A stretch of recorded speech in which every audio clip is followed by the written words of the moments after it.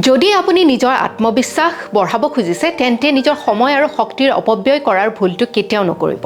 কাৰণ এইকেইটা হৈছে আপোনাৰ আটাইতকৈ মূল্যৱান সম্পদ সেইবাবে যিবোৰ কাৰ্যকলাপে আপোনাৰ উদ্দেশ্য বা লক্ষ্যৰ দিশে আগুৱাই নিয়াত কোনো বৰঙণি আগ নবঢ়ায় তেনেবোৰ নিমন্ত্ৰণ আপুনি এৰাই চলিব লাগিব আপুনি নিজৰ বাবে যেতিয়া সীমা নিৰ্ধাৰণ কৰে আপুনি আপোনাৰ সময় আৰু শক্তি অপ্ৰয়োজনীয় কামত বিনিয়োগ হোৱাৰ পৰা বচাব পাৰে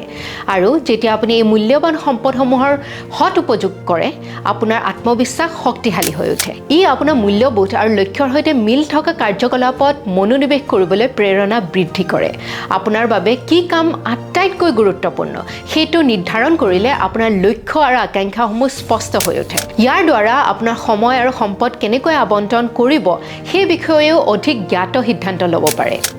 সঠিকভাৱে নিৰ্ণয় ল'লে আপুনি লক্ষ্যহীন অনুভৱ কৰা সম্ভাৱনা কমাই আনিব পাৰিব আৰু আপোনাৰ লক্ষ্যৰ প্ৰতি দায়বদ্ধ হৈ আগবাঢ়ি যোৱাটো ইয়াৰ দ্বাৰা সহজ হৈ পৰে সেইবাবে আপোনাৰ বাবে প্ৰকৃততে